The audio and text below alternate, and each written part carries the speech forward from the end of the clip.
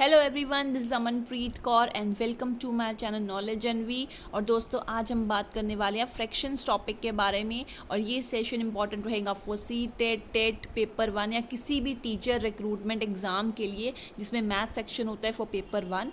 और ज़रूरी नहीं ये सेशन सिर्फ सी टेट या टेट के एस्पिरेंट्स ही देख सकते हैं, बल्कि जो स्टूडेंट्स ग्रेड 4th 5th या 6 के हैं जो कि ब्रीफ एक्सप्लेनेशन चाहते हैं इस टॉपिक से रिलेटेड, उनके लिए भी ये सेशन बहुत हेल्पफुल रहेगा। तो चलिए शुरू करते हैं आज का सेशन पसंद आए तो लाइक शेयर और चैनल को सब्सक्राइब ज़रूर कीजिएगा। तो this is Amanpreet Kaur from knowledge and we. तो चलिए बढ़ते हैं आज के सेशन की ओर। तो जी हाँ, हमारा आज का सेशन का फर्स्ट है कि व्हाट इज़ अ फ्रैक्शन, कि फ्रैक्शन होती क्या है। तो देखिए, उन्होंने कहा है अ फ्रैक्शन और fractional number is use to represent a part of a whole. किसी भी चीज़ के हिस्से को जब हम रिप्रेजेंट करते हैं उसे हम फ्रैक्शन कहते हैं।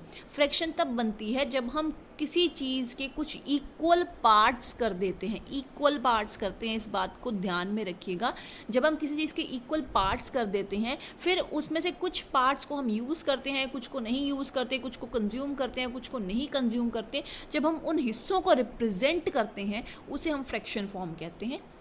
ये देखिए, अब यहाँ पे हमारे पास सर्कल था और मैंने इसे 1 2 3 4 5 पॉइंट्स में मैंने इसको डिवाइड कर दिया पार्ट्स में, और एक पार्ट मैंने इसका अलग कर दिया। तो हम यानी हम हिस्सों की बात कर रहे हैं। अब जी ये जो रेड पोर्शन जो मैंने अलग किया, जब हम इसकी बात करेंगे तो दैट मीन्स हम इस पूरी एक होल चीज़ के एक पार्ट की बात कर रहे हैं, यानी हम उसकी फ्रैक्शन बना रहे हैं। सिमिलरली ये जो दूसरे पार्ट्स हैं ऑरेंज, ब्लू, येलो और ग्रीन, जब हम उनकी बात करेंगे तो इसका मतलब यही होगा कि हम एक पूरे एक सर्कल के डिवाइडेड पार्ट्स के बचे हुए हिस्सों की बात कर रहे हैं, पार्ट्स की बात कर रहे हैं। तो आगे इसको और एक्सप्लेन करते हैं। Fraction consists of two numbers, a numerator which is above the line and a denominator which is below the line। जी हाँ, उन्होंने कहा फ्रैक्शन को ना हम दो नंबर्स में शो करते हैं। एक नंबर ऊपर लिखा जाता है और एक नंबर नीचे। जो नंबर ऊपर लिखा जाता है और बीच में एक लाइन होती है जिसे हम बार लाइन कह देते हैं, और जो नंबर इस लाइन के ऊपर लिखा जाता है उसे न्यूमिनेटर कहा जाता है, और जो नीचे लिखा जाता है उसे हम डिनोमिनेटर कहते हैं। ये देखिए, इस तरह से हम इस तरह से लिख सकते हैं a बाय बी और a डिवाइड बाय बी, और ये ऊपर वाला जो नंबर होगा वो आपका रहेगा न्यूमिनेटर और नीचे वाला डिनोमिनेटर। अब हमें कैसे पता लगेगा कि न्यूमिनेटर में कौन से नंबर्स लिखने और डिनोमिनेटर में कौन से नंबर्स। तो ये बहुत ईजी है। न्यूमिनेटर में जिन पार्ट्स की बात हो रही होगी, जिन पार्ट्स के बारे में क्वेश्चन में बात होगी, हम उनको रिप्रेजेंट करेंगे, और डिनोमिनेटर में हम टोटल नंबर ऑफ पार्ट्स को रिप्रेजेंट करेंगे कि टोटल नंबर में वो पार्ट्स कितने थे, टोटल नंबर में वो ऑब्जेक्ट कितना डिवाइड किया गया। तो ये रहा आपकी a बाय बी, यानी numerator parts arcs and denominator total number of parts. ये देखिए, कुछ इस तरह से आपका आ जाएगा। अगर हम कोई भी नंबर, सपोज हमने ऊपर ले लिया 5, बार लाइन आ गई, नीचे आ गया 8, तो ये आपके आ गई न्यूमिनेटर। ये आपकी लाइन जो इन दोनों को डिवाइड करती है, अलग करती है, और ये जो नीचे वाला नंबर आपका आ गया डिनोमिनेटर। तो चलिए अब थोड़ी सी और एक्सप्लेनेशन समझ लेते हैं। The numerator tells you about the number of parts that we are talking about or the number of parts that are asked। वो कह रहा है न्यूमिनेटर उन पार्ट्स की बात करेगा जिन पार्ट्स के, न्यूमिनेटर उन पार्ट्स के बारे में बताएगा जिन पार्ट्स के बारे में बात हो रही है या जिन पार्ट्स के बारे में पूछा गया है। And denominator tells you about the total number of parts in which the object or figure has been divided। और denominator उन parts की बात करेगा जिनमें वो total figure आपकी divide की गई है। तो एक बार फिर से देख लेते हैं। The numerator tells you about the number of parts we are talking about, जिनके बारे में हम बात कर रहे हैं, और the number of parts that are asked। तो ये देखिए, आपका न्यूमिनेटर इस तरह से आएगा, उसके बाद आपकी बार लाइन आएगी, फिर आएगा आपका डिनोमिनेटर, मतलब टोटल नंबर ऑफ पार्ट्स, जितने पार्ट्स में वो चीज़ टोटल इक्वली डिवाइड की गई है। तो देखते हैं अब ये न्यूमिनेटर क्या कह रहा है, आई एम पार्ट्स आर्क्स। वो कह रहा है मैं हूँ पार्ट्स आर्क्स, जिसके बारे में बात होती है। और बी कह रहा है दैट मैं हूँ I am the total number of parts, कि मैं हूँ टोटल नंबर ऑफ पार्ट्स। और ए है I am the parts asked, जिसके बारे में बात हुई है। अब ये देखिए, हमने कुछ फ्रैक्शंस आपके लिए लेके आए हैं। अब ये फर्स्ट एक फ्रैक्शन है, ये टोटली कलर्ड है, ये होल है, एक ये पूरी चीज़ है, हमने इसको किसी पार्ट में हमने डिवाइड नहीं किया, तो इसकी 1 बन जाएगा होल नंबर, इसकी कोई फ्रैक्शन नहीं बनेगी। अब हमने क्या किया, उसको हाफ पार्ट में डिवाइड कर दिया, 2 इक्वल पार्ट्स में, और इसका हाफ पार्ट जो था वो हमने शेड कर दिया। तो जो हमने पार्ट शेड किया, अगर हम उसकी बात करें तो शेडेड पार्ट कितने हैं, 1। टोटल पार्ट कितने थे इस फिगर के, इक्वल टू। मैंने कहा ना कि ऊपर आपने लिखना है number of parts we are talking about, और नीचे आएगा total number of part. Similarly हमने इस फिगर को 4 इक्वल पार्ट्स में डिवाइड कर दिया, 1 2 3 4। तो इसका हमने 1 पार्ट जो था वो शेड कर दिया। जब हमने शेड कर दिया तो हमारी फ्रैक्शन बन गई 1/3। सिमिलरली हमने इस फिगर को 3 पार्ट्स में डिवाइड किया, इसके 3 पार्ट हमने शेड किए, तो इसके बन जाएगा 1 2 3, यानी 3 पार्ट्स हमने शेड किए और टोटल पार्ट्स हमारे कितने थे, 4। सिमिलरली अगर हम इनको नंबर्स में लिखें तो ये आपका बन जाएगा 1 होल, 1/2 आपका बन जाएगा 1 हाफ। अब यहाँ पे 3/3, अगर कहीं 3/3 आ जाए तो ये आपकी फ्रैक्शन नहीं मानी जाएगी, क्योंकि हमने इसमें पार्ट्स की तो हम बात ही नहीं कर रहे, ये तो जितने थे उतने ही हमने कलर किए हुए हैं।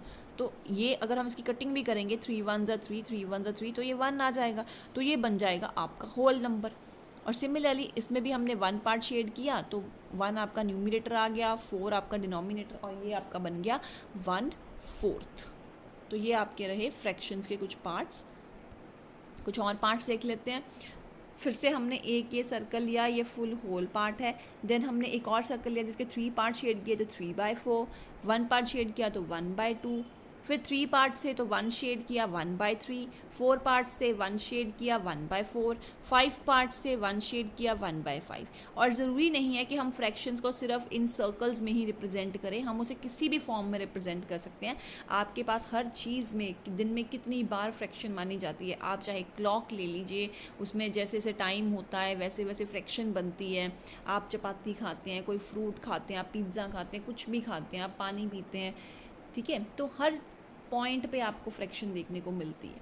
अब फर्स्ट अगर रेक्टेंगल को देखिए, फुल शेड था तो ये एक पूरी चीज़ है 1 होल। उसके बाद 4 पार्ट से 3 शेड किए, 3/4। 2 पार्ट से 1 शेड किया, 1/2।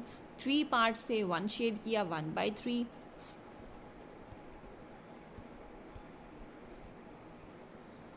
उसके बाद हमने 4 पार्ट से 1 शेड किया, 1/4, और 5 पार्ट से हमने 1 शेड किया, 1/5। तो ये रही आपकी थोड़ी सी कि हम किस तरह से हम न्यूमिनेटर और डिनोमिनेटर को हम इजीली शेडेड पार्ट्स को शो कर सकते हैं। अब देखिए, अगर यहाँ पे अब हमने लिया है इस वाले फ्रैक्शन में 1/5, अब टोटल पार्ट्स कितने थे, 5। अगर मैं कहूँ अब अनशेडेड की फ्रैक्शन ले आओ तो बच कितने गए, टोटल 5 में से हमने 1 शेड कर लिया तो हमारे पास बच गए 4। तो अगर हम अनशेडेड की बात करें तो हमारे पास कितने अनशेडेड है, 4 पार्ट्स हैं, टोटल कितने हैं, 5। तो अनशेडेड की फ्रैक्शन बनेगी 4/5।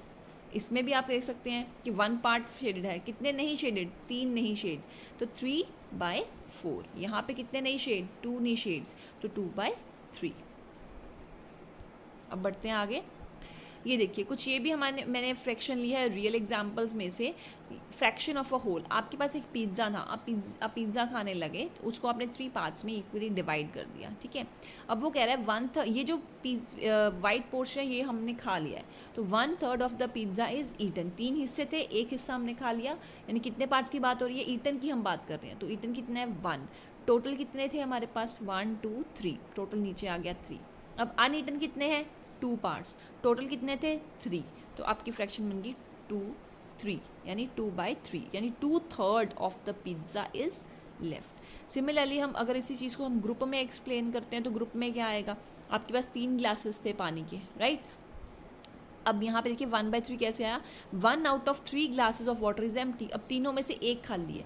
अगर मैं कहूँ कि एम्प्टी ग्लासेस की फ्रैक्शन बनाओ तो तीनों में से कितने एम्प्टी है, 1। टोटल कितने थे, 3। भरे हुए की अगर हम फ्रैक्शन बनाए फिल्ड ग्लासेस की, तो टोटल कितने फिल्ड हैं, 2। हम भरे हुए की बात कर रहे हैं ना, जो ग्लासेस फिल्ड है उनकी बात कर रहे हैं, तो 2। टोटल कितने हैं, 3, यानी 2 out of 3 glasses are filled with water.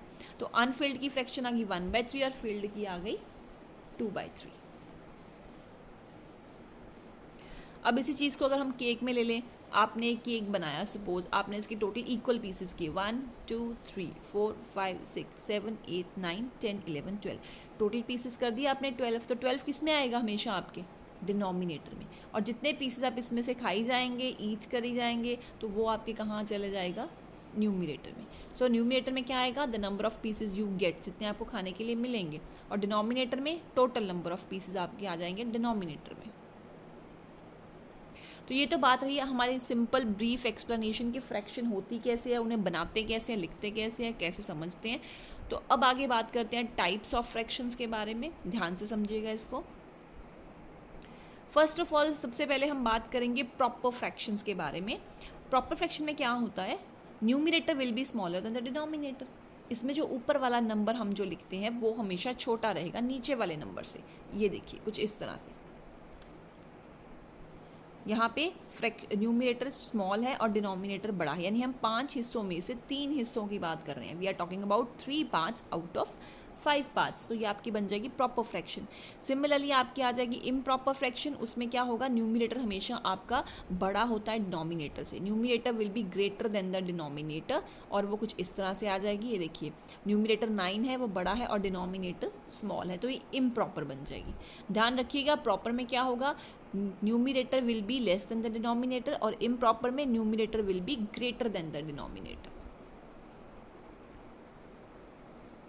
उसके बाद हमारी नेक्स्ट फ्रैक्शन आ जाती है मिक्स्ड फ्रैक्शन। जी हाँ, मिक्स्ड फ्रैक्शन क्या है, it is a combination of whole number and a proper fraction. आपकी मिक्स्ड फ्रैक्शन क्या है, ये एक होल नंबर और एक प्रॉपर फ्रैक्शन की कॉम्बिनेशन है। इन दोनों को जब हम मिलाते हैं तब जाके हमारी एक मिक्स्ड फ्रैक्शन बनती है, जिसे हम कहते हैं 2 1/3।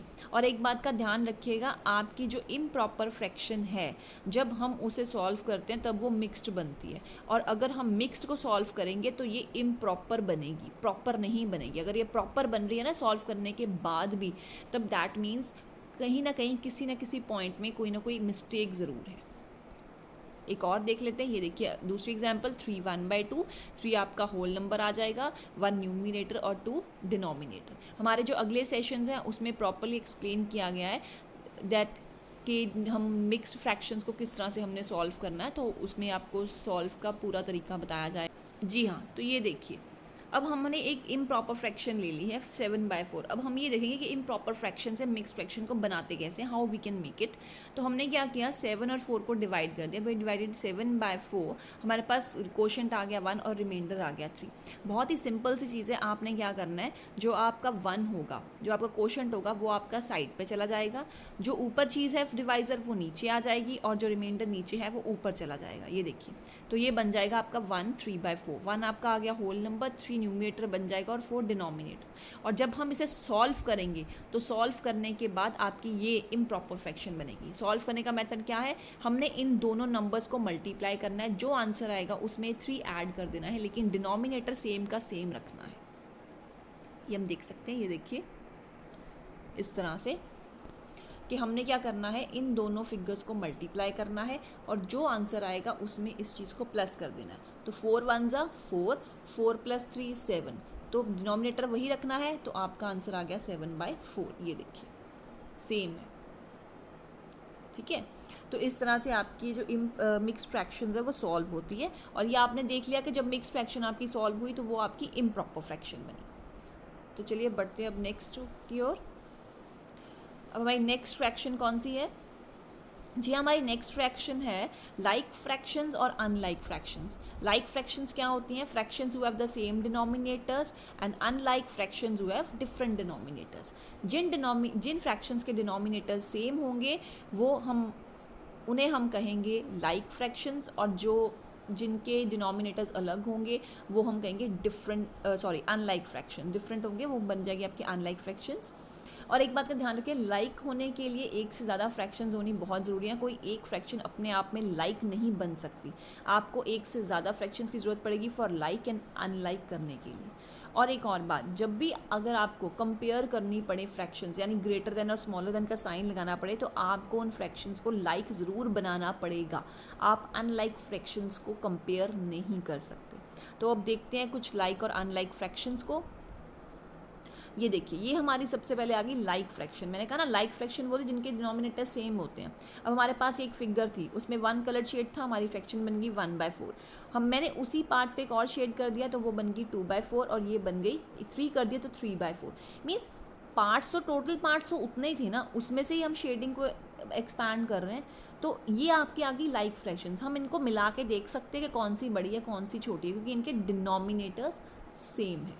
तो यही बात अगर हम अनलाइक में देखें तो ये देखिए हमारे पास 3 सर्कल से हाफ सर्कल किया 1/2, 2 पार्ट सर्कल की 2 पार्ट्स कलर किए, सॉरी हाफ कलर किया 1/2, 2 पार्ट्स कलर किए 2/3, 3 पार्ट्स कलर किए 3/4। अब हम इनमें देखिए सबके डिनोमिनेटर्स अलग हैं, तो ये अनलाइक हैं, एक जैसे नहीं है। लाइक है ना, हम एक जैसे एक दूसरे की तरह नहीं है, सिमिलरली ये भी नहीं है, ये सब अलग अलग हैं आपस में। तो ये आपके आ गई अनलाइक फ्रैक्शंस। तो फिर से ध्यान दीजिएगा, like fraction same denominator, numerator अलग होगा तो वो चलेगा, उसमें कोई नहीं है, क्योंकि अगर न्यूमिनेटर भी सेम हो गया नीचे वाले डिनोमिनेटर के साथ, इन सब का न्यूमिनेटर भी सेम हो जाए तो फिर तो ये सारे फिगर्स ही एक हो जाएंगी। अगर ऊपर सिंपली न्यूमिनेटर सेम होगा डिनोमिनेटर वाला तो वो कटिंग होकर होल नंबर बन जाएगा, फिर तो वो फ्रैक्शन रहेगी नहीं। सो ऊपर वाले न्यूमिनेटर जैसे मर्जी अलग हो सकते हैं, नीचे वाले डिनोमिनेटर सेम होने चाहिए। लेकिन अनलाइक में ऊपर वाले अलग हो सकते हैं लेकिन नीचे वाले भी अलग होते हैं, तो इसलिए हम उनको कंपेयर भी नहीं कर पाते जब तक हम उनको लाइक ना बना दें। तो ये तो बात रही लाइक और अनलाइक फ्रैक्शंस की। अब बढ़ते हैं आगे हमारी नेक्स्ट फ्रैक्शन। तो जी हाँ, हमारी नेक्स्ट फ्रैक्शन अब आएगी unit fraction, fraction whose numerator is always 1। वो फ्रैक्शन जिनकी न्यूमिनेटर 1 होती है उसे हम कहते हैं लाइक फ्रैक्शन। कुछ इस तरह से, एक स्क्वायर था, उसको 8 पार्ट्स में डिवाइड किया, 1 पार्ट शेड किया, तो कितने पार्ट्स की बात हो रही है 1, टोटल कितने थे 8, हमारी फ्रैक्शन बन गई 1/8। तो जब भी न्यूमिनेटर 1 होगा तो ये आपकी मानी जाएंगी यूनिट फ्रैक्शंस। एक और एग्जाम्पल देख लेते हैं, ये देखिए 6 पार्ट्स है, 1 इज शेडेड, तो आपकी फ्रैक्शन बनेगी 1/6। अगर अनशेडेड है तो उसकी फ्रैक्शन बनेगी 1 2 3 4 5 और टोटल कितने हैं पार्ट्स 6, तो वो बनेगी 5/6। इसमें अनशेड कितने पार्ट्स हैं 7, टोटल कितने पार्ट्स हैं 8, तो इसकी अनशेड की फ्रैक्शन बनेगी 7/8। अब बढ़ते हैं आगे। जी हाँ, तो अब हम बात करते हैं इक्विवेलेंट फ्रैक्शंस के बारे में कि इक्विवेलेंट फ्रैक्शंस क्या होती हैं। इक्विवेलेंट फ्रैक्शंस का मतलब जो फ्रैक्शंस एक दूसरे की इक्वल होती हैं लेकिन समटाइम्स उनके नंबर्स डिफरेंट होते हैं लेकिन उनकी वैल्यू सेम होती हैं, और कई बार ऐसा नहीं होता तो हमें उन नंबर्स को मल्टीप्लाई या डिवाइड करने के बाद इक्विवेलेंट एक दूसरे के इक्वल बनाना पड़ता है। तो चलिए देखते हैं क्या होती हैं ये और कैसे बनाते हैं। जी हाँ, equivalent fractions are different fractions that name the same number. वो कह रहा है इक्विवेलेंट फ्रैक्शंस डिफरेंट फ्रैक्शंस तो होती हैं लेकिन उनके नंबर्स, उनकी वैल्यू सेम होती है। The numerator and the denominator of a fraction must be multiplied by the same non zero whole number in order to have equivalent fractions. वो कह रहा है एक सिंपल सा तरीका ये है कि अगर आपने किसी भी नंबर की कोई दूसरे की अकॉर्डिंग उसे इक्वल बनाना है, इक्विवेलेंट बनाना है, तो आपको न्यूमिनेटर और डिनोमिनेटर को सेम नंबर के साथ मल्टीप्लाई करना पड़ेगा, तब जाके वो उसकी इक्वल बन जाएगी। जैसे ये देखिए 1/3 3/9, अगर मैं 3/9 की कटिंग करूँ तो वो 1/3 बन जाएगा ना, 3 1 ज़ा 3 3 3 ज़ा 9। और अगर मैं इसको बढ़ाऊँ तो ये देखिए, इसको चेकआउट करते हैं। सी ये देखिए आपके पास क्या था 1/3 और 3/9, राइट। तो अगर मैं 3/9 की कटिंग करती हूँ, 3 1 ज़ा 3 3 3 ज़ा 9, they become the equivalent fraction. अब मैं कह रही हूँ कि मुझे इक्विवेलेंट बनाना है, इसके इक्वल करना है, तो इन दोनों को हम डिवाइड करके फैक्टर निकाल लेंगे। तो 3 3 ज़ा 9 आया, दैट मीन्स मैं न्यूमिनेटर को भी 3 से मल्टीप्लाई करूँगी और डिनोमिनेटर को भी 3 से मल्टीप्लाई करूँगी, ठीक। यानी नंबर्स देखिए इनके अलग अलग हैं लेकिन इनकी जो वैल्यूज़ है वो सेम है। सिमिलरली अगर मैं 5 और 5/25 को देख लें तो 5 और अगर आप 25 कट करोगे तो 5 1 ज़ा 5 5 5 25। इस कटिंग में ध्यान दीजिएगा, हमने दोनों नंबर्स को सेम टेबल से कट करना होता है, जिसे हम सिंप्लीफाई करना कहते हैं। ये नहीं कि आप न्यूमिनेटर को किसी और नंबर से कट कर लें और डिनोमिनेटर को किसी और नंबर से, दोनों को सेम टेबल से कट करना है। तो ये देखिए ये आपके पास आंसर आ गया यहाँ पर 1/5, तो इक्वल हो गई 1/5 के। सो यही उन्होंने बात कही है that equivalent fractions are different fractions that name the same number, उनकी वैल्यू सेम रहेगी, सिर्फ उनके नंबर्स डिफरेंट हो जाते हैं। तो ये तो बात हुई इक्विवेलेंट फ्रैक्शंस के बारे में। कुछ और इक्विवेलेंट फ्रैक्शंस को देखते हैं। ये देखिए अब हमारे पास आ गई ये एक सर्कल था, मैंने उसे 2 पार्ट्स में डिवाइड किया, फ्रैक्शन बन गई 1/2, राइट। हमने 1 पार्ट को शेड किया, टोटल पार्ट्स 2 थे।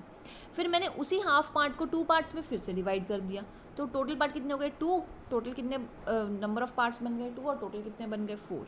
सिमिलरली उसी हाफ पार्ट्स को मैंने 3 पार्ट्स में डिवाइड कर दिया, टोटल मैंने किए थे अब 6, तो 3/6। फिर मैंने टोटल पार्ट्स कर दिए 8 और उसी हाफ को 4 पार्ट्स में डिवाइड कर दिया, तो अब मैंने बन गया 4/8। अब हम अगर इसको सॉल्व करें तो ये देखिए, ये 1/2 था, अगर मैं इसको सिंप्लीफाई करूँ 2 1 ज़ा 2, 2 2 ज़ा 4, ये भी 1/2 बन गया। 3 1 ज़ा 3, 3 2 ज़ा 6, ये भी 1/2 बन गया। 4 1 ज़ा 4, 4 2 ज़ा 8, ये भी आपका 1/2 बन गया। तो इन सब की जो वैल्यू थी, वो सारी वो सेम आ गई। देखिए 1/2 1/2 1/2 1/2, ये हाफ ही पोर्शन था। इस हाफ को ही मैंने और ज़्यादा ब्रेक कर दिया, फिर इस हाफ को मैंने और ज़्यादा पार्ट्स में ब्रेक कर दिया, इसको फिर और ज़्यादा पार्ट्स में ब्रेक हमने कर दिया। तो बात तो वही रही कि हमने जब इनकी कटिंग की तो सबकी वैल्यूज सेम आई, सिर्फ नंबर्स डिफरेंट है लेकिन हमारी वैल्यूज सेम है। अब बढ़ते हैं next, finding next equivalent fractions by multiplying. जी हाँ, अगर हम नेक्स्ट इक्विवेलेंट फ्रैक्शंस को किस तरह से हम फाइंड आउट कर सकते हैं by using the multiplication method. देखिए 2 मेथड होते हैं, मल्टीप्लाई और डिवीजन मेथड। तो ये मल्टीप्लिकेशन मेथड है, हम पहले इसको देख लेते हैं इसमें क्या होता है। ये देखिए, अब यहाँ पे मैंने एक सर्कल लिया, उसे 2 पार्ट्स में डिवाइड किया, फ्रैक्शन आ गई 1/2, 1 सर्कल 4 पार्ट्स 1/4, 1 सर्कल 8 पार्ट्स 1/8। अब अगर इसकी नेक्स्ट इक्विवेलेंट निकालनी है तो हम हमेशा जब भी इक्विवेलेंट निकालते हैं तो हम नेक्स्ट नंबर से शुरू करते हैं, हम कभी भी 1 से शुरू नहीं करते। अगर आप 1 से शुरू करेंगे, उस नंबर को 1 से मल्टीप्लाई करेंगे तो वो सेम आंसर आ जाएगा। हमने वो करा इस जैसी इक्वल ही बनानी है, तो मैंने इसको 2 से मल्टीप्लाई किया। You have to multiply the numerator and the denominator by the same number. मैंने न्यूमिनेटर को भी 2 से मल्टीप्लाई किया और डिनोमिनेटर को भी, तो मेरा आंसर आ गया 2/4। अब अगर इस 2/4 की आगे निकालनी हो, इसको फिर से 2 से किया तो 4/8। अगर आप कहें कि 1/2 की आगे निकालनी है तो फिर मैं इसको 3 से करूँगी। इसे 1/2 को हमने एक बार 2 से कर लिया, ये देखिए मैंने इसको एक बार 2 से कर लिया। अब मैं अगर कहूँ कि इसकी नेक्स्ट निकालनी है तो फिर हम करेंगे 1/2 × 3 × 3, तो हमारी नेक्स्ट बन जाएगी 3 और 2 3 ज़ा 6, राइट। लेकिन जब इसकी कटिंग करेंगे देखिए 1/2, फिर वो इसी की इक्वल आ जाएगी। तो ये तो बात है कि इसकी फर्स्ट हमने इक्वलेंट निकाली 2 से मल्टीप्लाई करके, नेक्स्ट फिर हमने निकाली 3 से मल्टीप्लाई करके। ये 2/4 नेक्स्ट नंबर है, इसकी नेक्स्ट इक्वलेंट आ गई 4/8। अगर 4/8 की निकालें फिर हम इसको 2 से मल्टीप्लाई करेंगे तो 4 2 ज़ा 8 और 8 2 ज़ा 16 बन जाएगा, 8/16 बन जाएगी वो। तो ये तो बात थी हमारी equivalent fractions by solving multiplication. अब चलिए इसका एक एग्जांपल देख लेते हैं।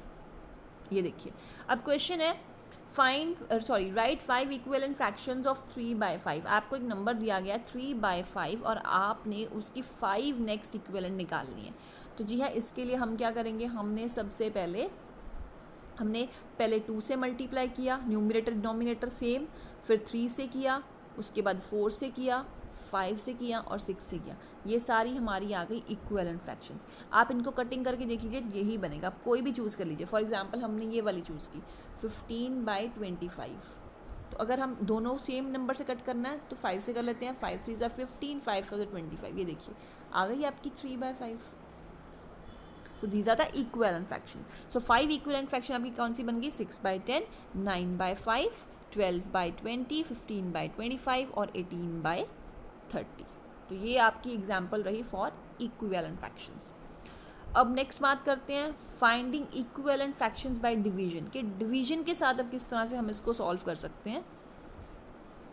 ये देखिए, मेक एन इक्विवेलेंट फ्रैक्शन।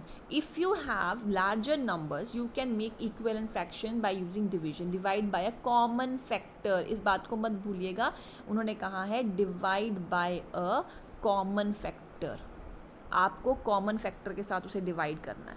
अब ये देखिए, आपको उन्होंने एक ऑप्शन दी है 28/35, राइट। वो कह रहा है 4/5 थी, मुझे इक्विवेलेंट बनाना है। तो हमने क्या करना है, हमने इन दोनों, ये जो आपके पास ये दोनों है, हमने इन दोनों को डिवाइड किया और हमारा जो फैक्टर आया वो आया 7। दैट मीन्स हम 7 से ही अगर इनको डिवाइड कर रहे हैं तो 7 से ही हम 28 को भी डिवाइड करेंगे, तो हमारा ये वाला 4 नंबर आ जाएगा। ये देखिए, in this example we can divide both numbers by 7. we divided the numerator and denominator by 7. जब हमने 7 से डिवाइड किया तो हमारी इक्विवेलेंट फ्रैक्शन बन गई कि अगर हम इनको भी कट करेंगे 7 4 ज़ा 28, 7 5 ज़ा 35, तो ये देखिए इक्वल बनेगा 4/5 4/5। तो जी हाँ, ये तो थी आज का session for that is related two fractions, basic concept for the fractions के फ्रैक्शंस का मतलब क्या होता है, उन्हें कैसे बनाते हैं, कुछ फ्रैक्शंस के टाइप हमने एक्सप्लेन किए। ब्रीफ एक्सप्लेनेशन थी, ज़्यादा डीप नहीं थी, ताकि आपने फटाफट आपकी जल्दी से तैयारी हो सके। तो चलिए नेक्स्ट मिलते हैं अपने नेक्स्ट सेशन में, उसमें हम addition, subtraction, multiplication and division of fraction को डिस्कस करेंगे। सेशन पसंद आया हो तो लाइक, शेयर और कमेंट ज़रूर कीजिएगा और चैनल को सब्सक्राइब करना मत भूलिएगा। This is Amanpreet Kaur signing off.